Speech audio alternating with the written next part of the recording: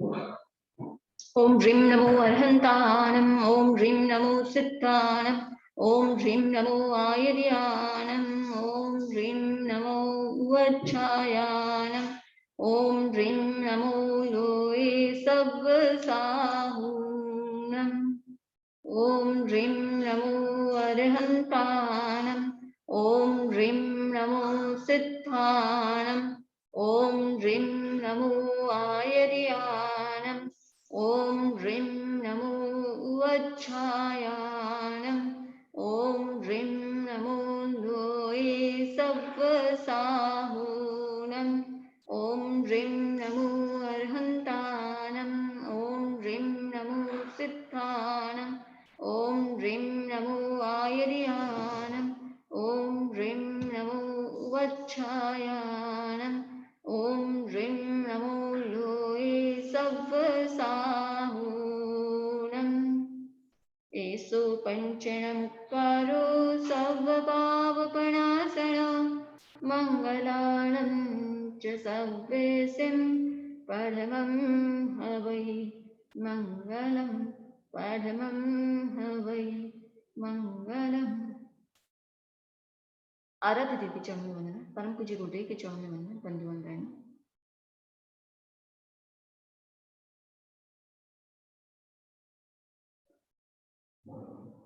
कर्म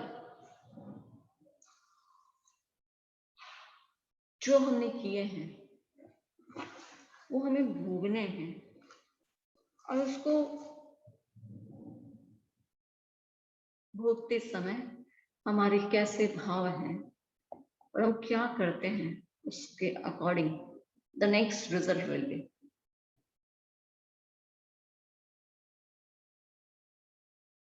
उसको जानने की हमें जरूरत है। क्यों जरूरत है? क्योंकि कर्म एक गेम जैसा, जैसे बूमरिंग से खेलते हैं लोग, बूमरिंग उससे जब खेलते हैं वो क्या करता है, उसको फेंकते हैं, वो वापस आता है, वापस खुद के पास ही आता है। तो वैसे ही कर्म भी वैसे ही है, आप जैसा फेंकते हो उसी अकॉर्डिंग, उसी के अकॉर्डिंग वापस आते हैं। आपने जैसे कर्म किए हैं वैसे ही उसका फल।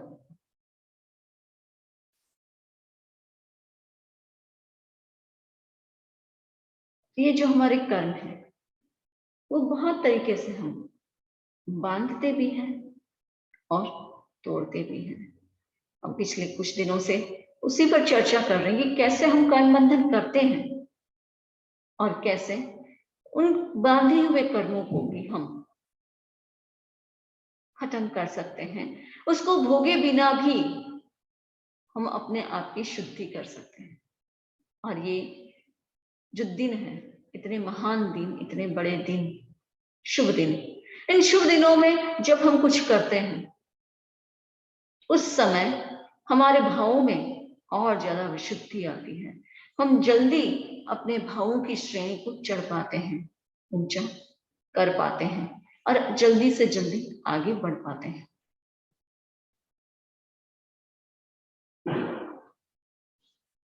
सीढ़ी वही होती है, उसी सीढ़ी से व्यक्ति ऊपर भी चढ़ता है और उसी सीढ़ी से व्यक्ति नीचे भी उतरता है। पर जब ऊपर चढ़ना है या नीचे उतरना है वो खुद के हाथ में है। तो वही बात है कि भाव ही है ऐसे, भावों के कारण ही हम जितने जितने भावों की शुद्धि होगी उसमें ऊपर चढ़ेंगे, उतने उतने हमारे कर्म कम होंगे, और जितने जितने हम भावों की श्रेणी में नीचे उतर जाएंगे उतना उतने हमारे कर्म बंधन ज्यादा होंगे। तो हमें कर्म बंधन से बचना है। तो जो एक सिंपल भाषा में कहें तो हम हमेशा स्कैन करते रहें अपने इमोशंस को, अपने भावों को, अपने अध्यवसायों को। मेरे अध्यवसाय कैसे हैं, मेरे भाव कैसे हैं, मैं किस ओर जा रहा हूं, किस प्रकार कर रहा हूं, क्या कर रहा हूं। इस दृष्टि से हम निरंतर जब चिंतन करते रहते हैं निरंतर उसके बारे में सोचते हैं और आगे बढ़ते हैं, तो हम अपने कर्मों के बंधन को रोक सकते हैं।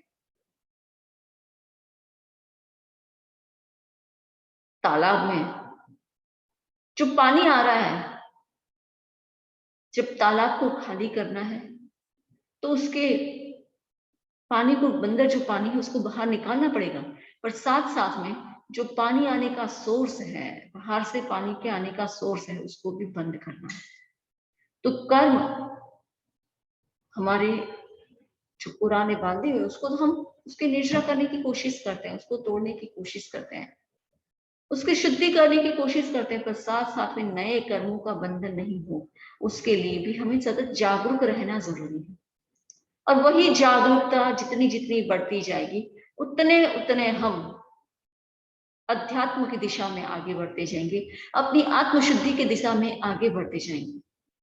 तो हम आत्मशुद्धि की दिशा में आगे बढ़ना चाहते हैं और बढ़ भी रहे हैं, मेरा ये मानना है। और निश्चित रूप से हम जितना जितना अपने आप को अध्यात्म से भावित कर रहे हैं, हम जागरूकता पूर्वक जितना जितना जीवन जी रहे हैं, हम आगे बढ़ रहे हैं आत्मशुद्धि की दिशा में। तो हालांकि प्रश्न उठता है कि ये जो कर्म है वो तो पुद्गल है और आत्मा जीव है, तो कैसे दोनों मिल सकते हैं, दोनों का मेल कैसे हो सकता है, बहुत सारे प्रश्न ऐसे उठ सकते हैं। पर कर्म जो है वो अनादिकाल से इस जीव के साथ बंधा है। जैसे पानी और दूध दोनों अलग अलग हैं, पर जब दोनों मिक्स हो जाते हैं तो एक में एक लगते हैं। सोना और मिट्टी अलग अलग है, पर जब खान से सोना निकलता है, खदान से जब सोना निकालते हैं तो क्या होता है, उस समय तो मिट्टी का मिट्टी लगता है, मिट्टी जैसा ही लगता है, ऐसा लगता है मिट्टी है। पर जब उसकी पूरी प्रोसेस होती है और उसको उसमें से मिट्टी अलग की जाती है और सोना अलग किया जाता है, तब उसकी प्राप्ति होती है। इस प्रकार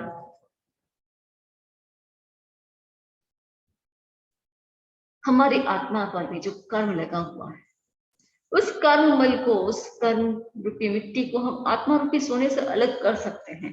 पर जरूरत क्या है, जैसे सोने को तपाना पड़ता है, उसको तपाया जाता है, कसौटी पर कसा जाता है, वैसे ही हमें आत्मा को भी तपाना होगा। शुभ भावों में, शुभ कर्मों में, शुभ योगों में उसको तपाना पड़ेगा। तपस्या से उसको तपाना होगा। और जब जब हम उसको तपाएंगे तब तब कर्मों की निष्ठा। एक प्रश्न उठता है कि जब उपवास करते हैं तो कष्ट किसको होता है, स्थूल शरीर को होता है। इसको भूख इसी को लगती है, भूखा भी इसी को रहना पड़ रहा है। तो तपस्या इससे करते हैं तो वो आत्मा पर के कर्म कैसे चढ़े। तो ये स्थूल शरीर और सूक्ष्म शरीर आपस में संबंध है, आपस में इनका।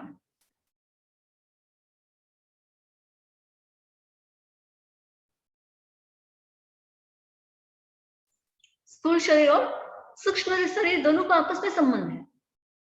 जब हम कोई भी क्रिया हमारी स्थूल शरीर को प्रभावित करती है तो स्थूल शरीर के प्रकंपन जो है वो सूक्ष्म शरीर तक पहुंचते हैं, और जब कोई भी सूक्ष्म शरीर में कुछ प्रकंपन होते हैं तो उसका प्रभाव स्थूल शरीर पर भी होता है। इस प्रकार हमारे जो स्थूल शरीर और सूक्ष्म शरीर दोनों आपस में एक दूसरे को प्रभावित करते हैं, और उसी दृष्टि से हम कहते हैं कि जब शरीर को तपाते हैं, तपस्या करते हैं, तो साथ साथ में हमारा कर्म शरीर भी तपता है। उस पर जो कर्म लगे हुए, कर्ममल जो है, रज लगे हुए, रजकण लगे हुए हैं, वो दूर होते हैं। आत्मा पर लगे हुए रज जो है, मैल, वो दूर होता है।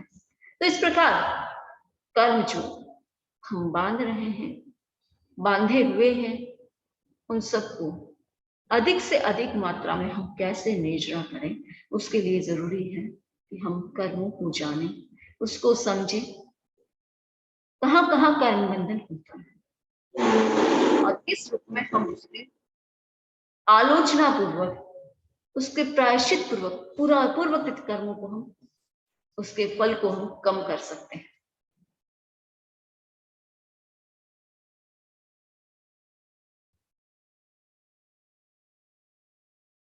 अकबर बादशाह के समय की बात है। अकबर बादशाह के महल में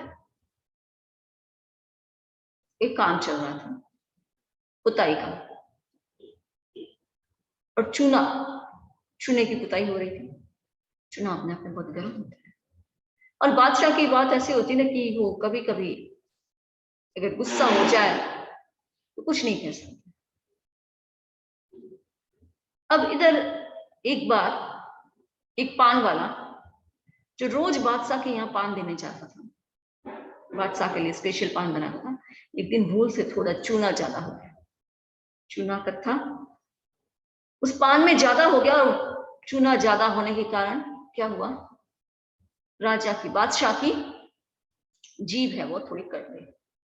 बादशाह को गुस्सा आ गया कि ये इसने बहुत बड़ी गलती की है, चूना ज्यादा डाला।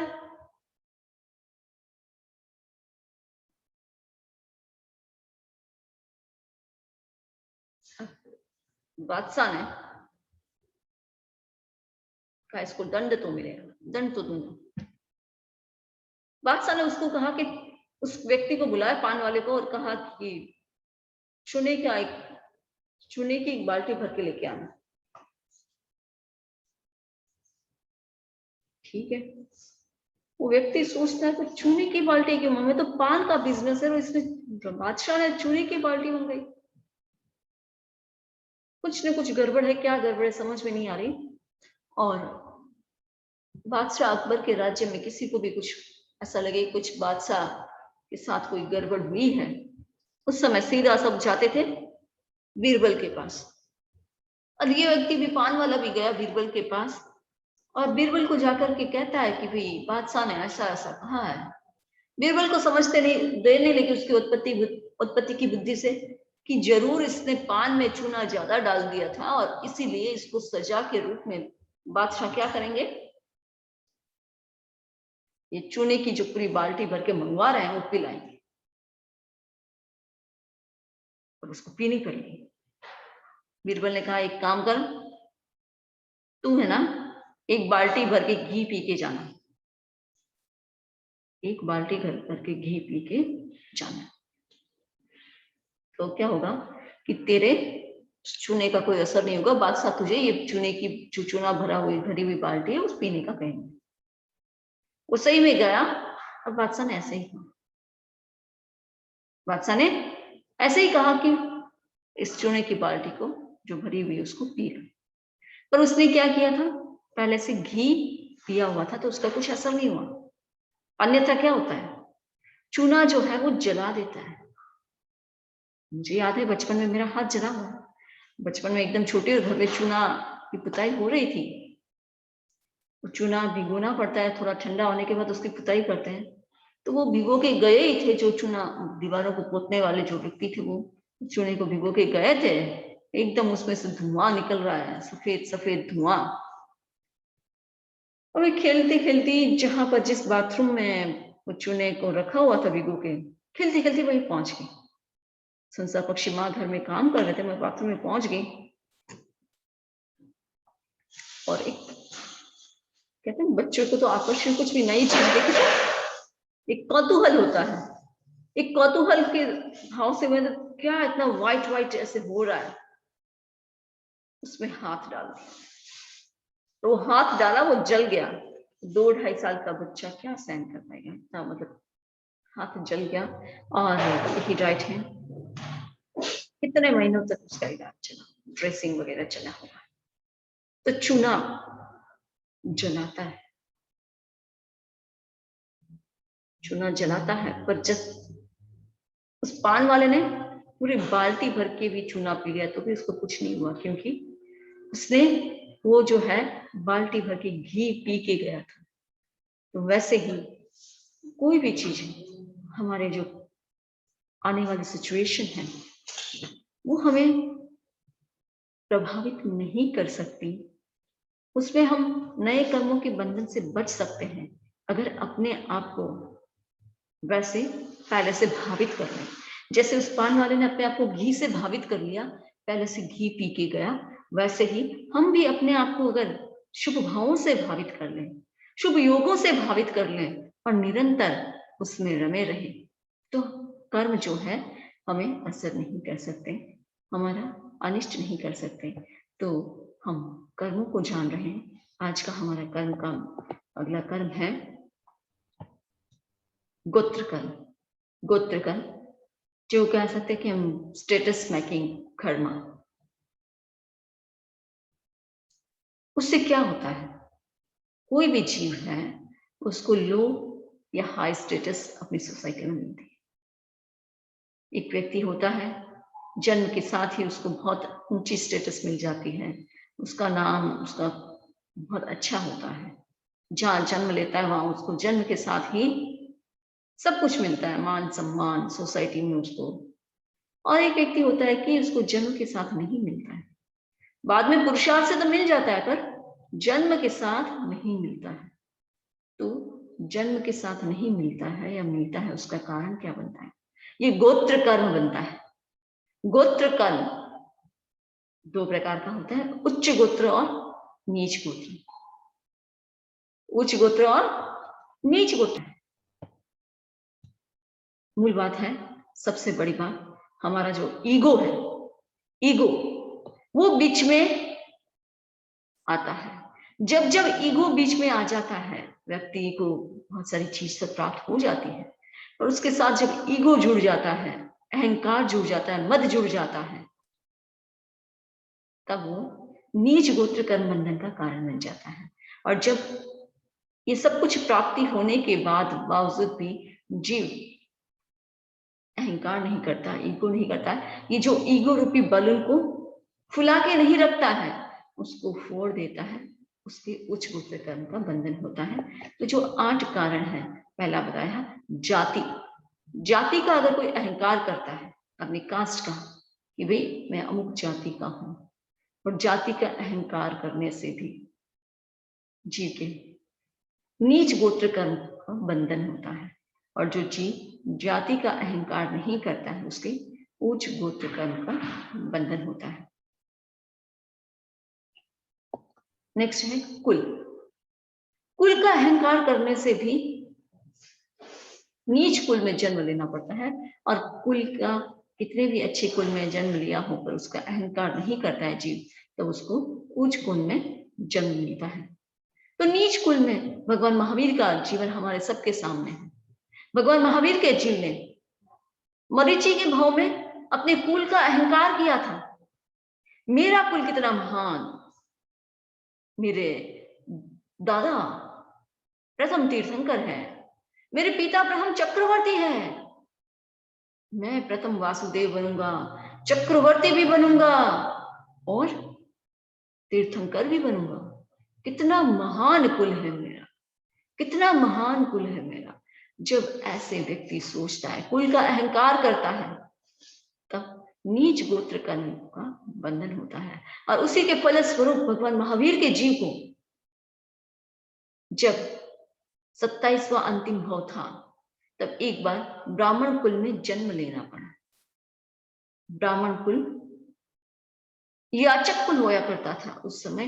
ब्राह्मण कुल हमेशा मांग कर, याचना करके अपना गुजारा करते थे। तो ब्राह्मण कुल में उनका जन्म हुआ, पर तीर्थंकर कभी याचक कुल में उत्पन्न नहीं होते, इसलिए बाद में उनका गर्भ का संहरण हुआ, पर वहां पर उनका जन्म हुआ। देखो यहाँ पर भी एक कर्म की बात आ जाती है अलग से, कि जो देवानंदा ब्राह्मणी थी, उनके यहाँ तीर्थंकर का जन्म हुआ, पर वापस वो त्रिशला माता के यहाँ क्यों चले गई? वो वहां पर वो आके वो कहा वहां क्यों चला गया? तो इसमें भी पूर्व जन्म की बात आती है कि पूर्व जन्म में कहीं वो दोनों देवरानी जेठानी थी, और जेठानी ने क्या किया, देवरानी का कोई रत्न चुरा लिया। रत्न चुरा लिया और कुछ दिन के बाद वापस दे दिया। तो वो रत्न चुराया, तो उससे जो कर्मों का बंधन हुआ उसके कारण उनके भी पुत्र जो है, उनका जो पुत्र है वो उनसे दूर हो गया।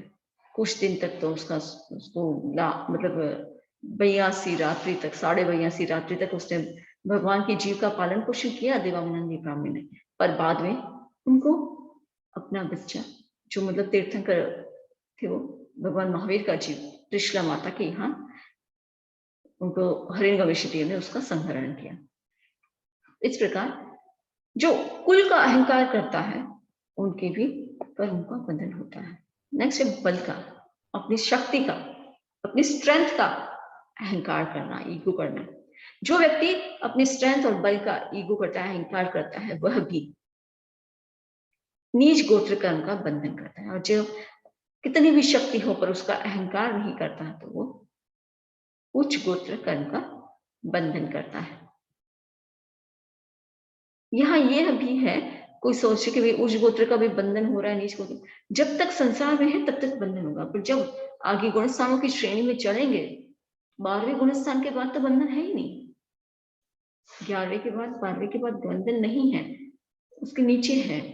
तो जब जीव उस और आगे बढ़ जाता है तो वो बंधन नहीं करेगा। और जब तक संसार में है तब तक वो नीच गोत्र में, अगर वो उसको कभी अहंकार इसका नहीं करेगा, मद नहीं होगा उसको, मद मतलब जैसे नशा चढ़ जाता है, शराब पीने से व्यक्ति को नशा चढ़ता है, वैसे ही हर चीज का नशा होता है, अपने शक्ति का भी नशा होता है व्यक्ति को, अपनी शक्ति का भी नशा अगर चढ़ जाता है व्यक्ति को तो खराब है। तो यहाँ पर यही कि जब व्यक्ति अपने बल का, अपनी शक्ति का, अपनी उसका भी अहंकार करता है, तब भी वो नीच गोत्र कर्म का बंधन करता है। नेक्स्ट है रूप का, सौंदर्य का। जब व्यक्ति अहंकार करता है उसके कारण भी नीच गोत्र कर्म का बंधन हो सकता है। और ये जो बाहरी रूप है, शरीर का जो सौंदर्य है, वो तो क्या होता है, क्षणिक है, क्षण भंगुर है, अभी है फिर नहीं है। चक्रवर्ती जब कांच महल में बैठे थे, बैठे बैठे उनको केवल ज्ञान क्यों हुआ? क्योंकि उन्होंने देखा कि इस शरीर का जो रूप है, पहले शरीर के रूप को निहारा, जब शरीर पर सारे आभूषण पहने हुए थे, बहुत सुंदर लग रहा था, और जैसे ही वो आभूषण निकाला, वो इतनी सुंदरता नहीं रही, और वो बाहर की सुंदरता को निहारते निहारते भीतर में चले गए, आत्मा के सौंदर्य को निहारा और केवल ज्ञानी बन गए। जो सौंदर्य की बात है, रूप की बात है, रूप का भी अहंकार नहीं होना चाहिए। जब जीव रूप का अहंकार करता है तब भी उसके नीच गोत्र कर्म का बंधन होता है। उसके जो रूप है वो भी अगले जन्म में कुरूप हो सकता है व्यक्ति, तो रूप का भी अहंकार नहीं करना। नेक्स्ट है तप का, तपस्या करके भी उसका अहंकार नहीं आना बहुत बड़ी बात है। व्यक्ति तपस्या तो कर लेता है, पर तपस्या के साथ ईगो आ गया, या एक अहम पुष्टि का भाव आ गया कि भाई मैं तो तपस्या करती हूँ, मैं तो बहुत अच्छी तपस्विनी हूँ, सब तो नहीं करते, और सबके पास फिर तपस्या के बारे में, अपने तप के बारे में गाते रहे, बताते रहे, उसका मद चढ़ जाए, नशा चढ़ जाए, मेरे जैसा तपस्वी कौन, कोई नहीं। देखो मैं इतना काम भी करती हूँ, ये सब कुछ भी करती हूँ, फिर भी मैं तपस्या करती हूँ, मैं ये भी करती हूँ, वो भी करती हूँ, फिर भी तपस्या करती हूँ। जब तप के साथ अहंकार जुड़ जाता है तब क्या होता है, नीच गोत्र कर्म का बंधन होता है।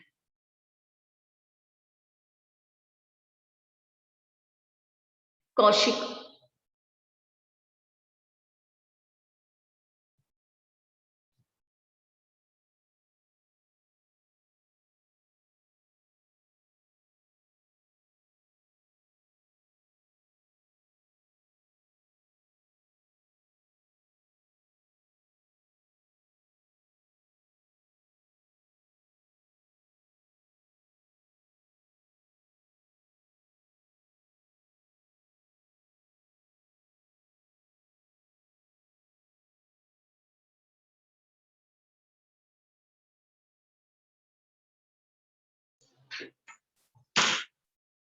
कार्तिक सेठ जो बहुत अच्छा श्रावक था, सम्यक थे श्रावक,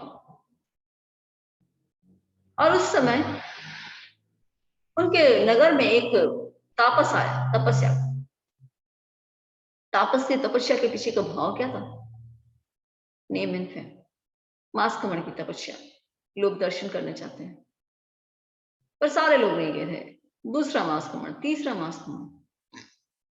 उसने देखा कि भी और तो सब आ रहे हैं, पर कार्तिक सेठ नहीं आ रहा है।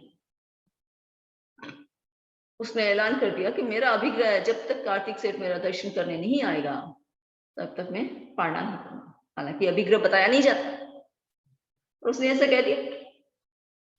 और कार्तिक सेठ से फिर राजा ने कहा, अभी देखो बात क्योंकि फैलते फैलते फैल गई है। उसने 6 महीने हो गए तपस्या करते करते। कार्तिक सेठ के बोलता है कि मैं तो नहीं जाऊं, ढोंगी है जो ढोंग कर रहा है, तपस्या खाली नेम एंड फेम के लिए कर रहा है, मैं उसके पास नहीं जाऊंगा।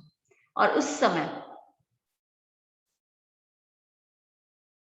राजा ने देखा कि अगर कहीं ये मर गया तो हमारे राज्य की बदनामी हो जाएगी, इसलिए कार्तिक सेठ से कहा कि तुम चले जाओ, तुम इतने समझदार हो, अपने राज्य की इज्जत के लिए चले जाओ, जरूरी नहीं तुम वहां जाके हाथ जोड़ो, उनको वंदना करो, बस एक बार चले जाओ। कार्तिक सेठ की राजा की आज्ञा थी, राजा आज्ञा का पालन करना जरूरी है। चला गया। अब जब पता चला कि कार्तिक सेठ आ रहा है, तब वो तापस ने क्या किया, जहां पर वो रुका हुआ था वहां का दरवाजा बंद करवा दिया, केवल खिड़की खुली रखी। खिड़की खुली रखी ताकि वो जब झुक के आएगा, जो पुराने जमाने में वो खिड़की वैसे होती थी आधा दरवाजा, तो उसमें झुक के आएगा तो अपने आप ही मेरे सामने वो झुक जाएगा ना, ये सोच के उसने बंद रखी। अब कार्तिक सेठ इस बात को समझ गया, उसकी चाल को समझ गया। उसने क्या किया, जब गया तब सबसे पहले उसने पैर अंदर रखे। पैर अंदर रखे तो अपने आप ही आगे नहीं झुकना हुआ, पीछे ऐसे हुआ, मतलब उसके सामने पैर दिखाए। और क्योंकि कहा था कि कार्तिक सेठ जब तक पाड़ने की भावना नहीं पाएगा तब तक मैं पाड़ना नहीं कहूंगा। तो कार्तिक सेठ भी राजा की आज्ञा थी, इसलिए कहा कि मैं वैसे तो ऐसे तप में मानता नहीं हूँ जो इस प्रकार से हट, पर आपका हट था और राजा की आज्ञा, इसलिए मैं आप पाड़ना करने मेरे यहाँ बना हूं। उसने कहा ठीक है। और अब जाते समय तो वो सोचा कि कम से कम झुकेगा। जाते समय क्या हुआ, कार्तिक सेठ ने सिर पहले बाहर निकाला और फिर पीछे से पैर, पहले सिर बाहर निकाला तो वापस पीठ हो गई। तो अब तो ये तिल मिला उठा के देखो, इसको झुका के रहूंगा। अब जब अगले दिन 1-2 दिन बाद जब उसका पारना था, या अगले दिन ही था, सब पूरे गांव को जीवन दिया है उसने, राजा को बुलाया है, राजा के लिए हाथों हाथ नया सिंहासन वगैरह सब कुछ बनाया है, सब कुछ किया। और भोजन वो उसके लिए खीर और मालपुए का बनाया। पारना था, पहले जमाने में प्राय तपस्या के पारने में खीर और मालपुए बनते, तो खीर और मालपुए का भोजन है तपस्या के पारने में। अब वो तपस्वी के लिए भी सिंहासन बनाया। वो कह रहा है मेरा सिंहासन पर नहीं, मेरा अभिग्रह है कि अगर कार्तिक सेठ उसकी पीठ पर बिठा के मुझे खिलाए, और किसमें, चांदी के बर्तन में, और मैं मालपुआ नहीं खाऊंगा, मैं तो केवल खीर खाऊंगा। अब चांदी का बर्तन बहुत जल्दी गर्म होता है, और वो क्या करता है, उसके कार्तिक सेठ है क्योंकि राज्य की इज्जत बचाने के लिए उसने क्या किया, अपनी पीठ पर बिठाया था उसको। और पीठ भी क्या उसकी खुली पीठ, कपड़े नहीं रखने दिए, एकदम नंगी पीठ पर उसको बिठाना है, बिठाया। और वो चांदी के बर्तन में गरम गरम खीर मंगवाता है, एकदम उबलती हुई खीर। 1-2 चम्मच खाता है, बाकी ढोलता है। 1-2 चम्मच खाता है, बाकी ढोल देता है उसकी पीठ पर। पीठ पर इतनी तीव्र वेदना हो रही है, इतने गरम गरम उबलती हुई खीर गिराए जा रहा है, और वो मन ही मन खुश हो रहा है। जो तापस है वो मन ही मन खुश हो रहा है कि मैंने, देखो इसने ये क्या सोचता था मैं नहीं झुकूंगा, इसकी पीठ पर बैठ गया, मैं इसको झुका दिया। अब इधर क्या हुआ, उसको जो करना था कर लिया। इधर कार्तिक सेठ के वो गरम गरम खीर इतना घंटे तक, कितनी देर तक ऐसे पीठ पर गिरती रही, उससे फफोले हो गए। और उसने जान लिया कि अब मेरा आयुष्य अंतिम समय निकट है। निकट जानकर अपनी सारा जो भी संलेखना, संथारा, जो भी आलोचना, प्रायश्चित सब कुछ करना था वो करता है और आयुष्य पूरा करके प्रथम देवलोक का इंद्र बनता है।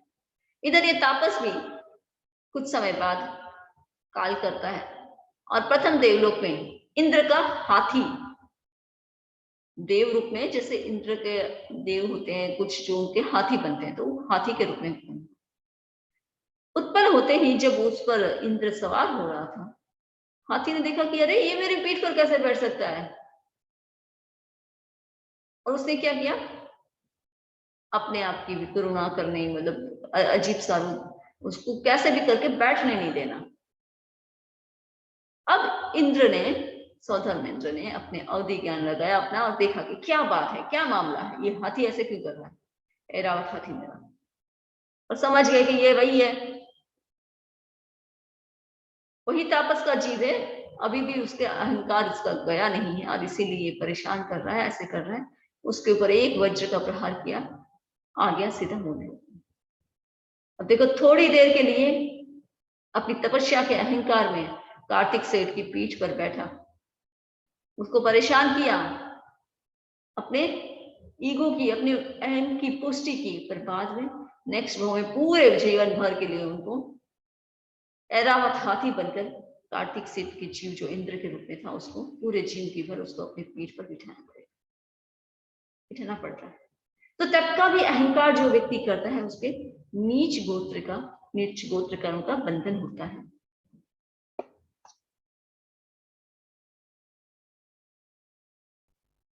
अगला है श्रुत का, ज्ञान का अहंकार। व्यक्ति को ज्ञान का भी अहंकार आ जाता है, और जब ज्ञान का अहंकार आ जाता है और उस मद में जब व्यक्ति भूल जाता है सब, तब भी बहुत चिकने कर्मों का बंधन करता है।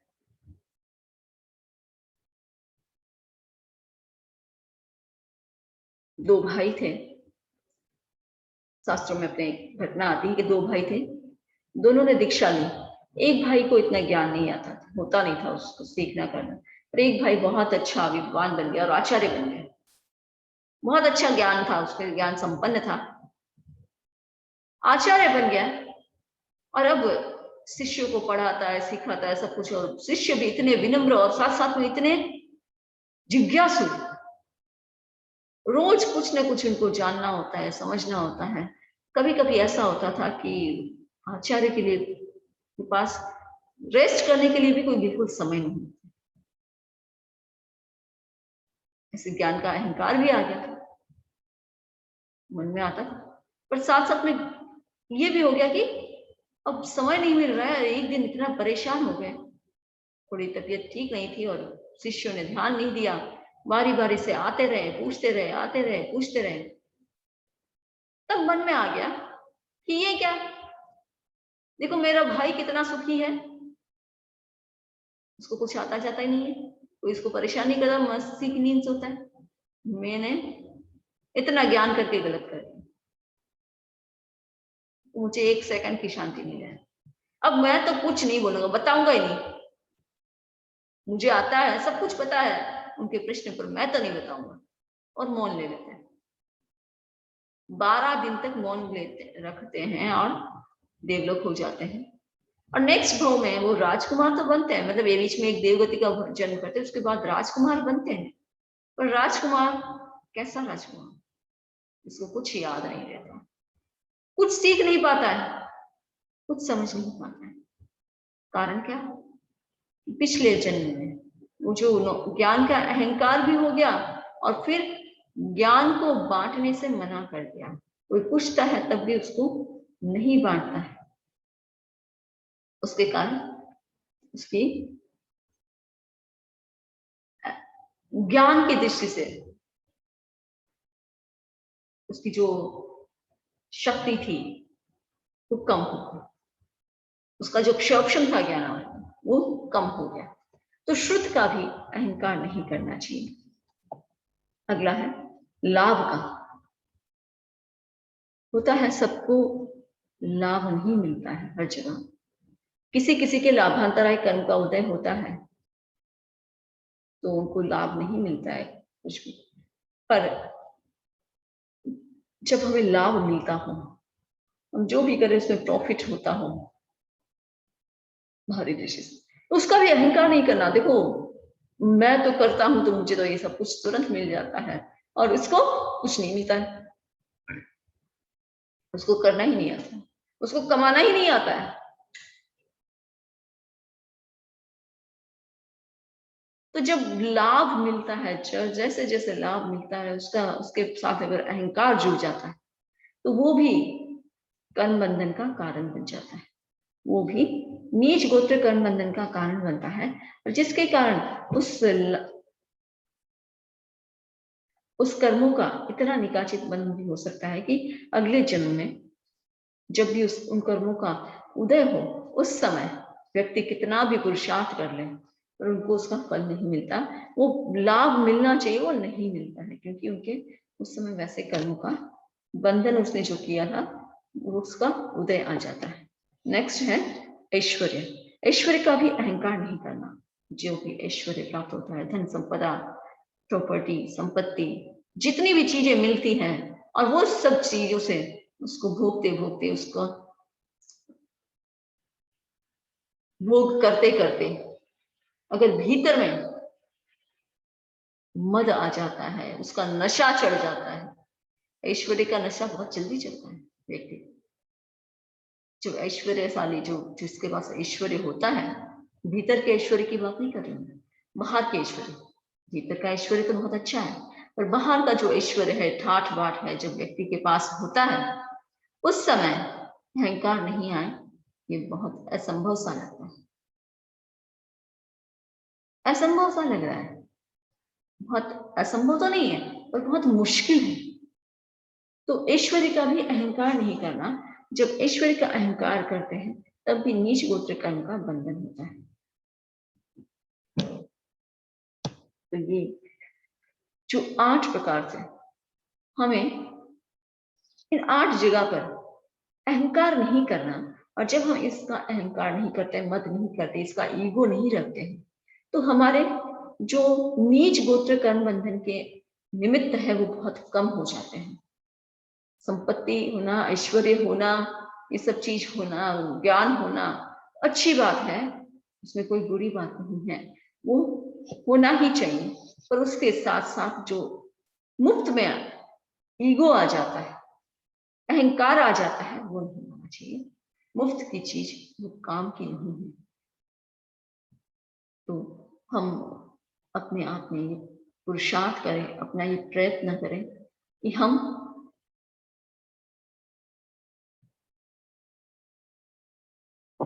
सब तरह के अहंकार से बचते रहें, उससे दूर रहे।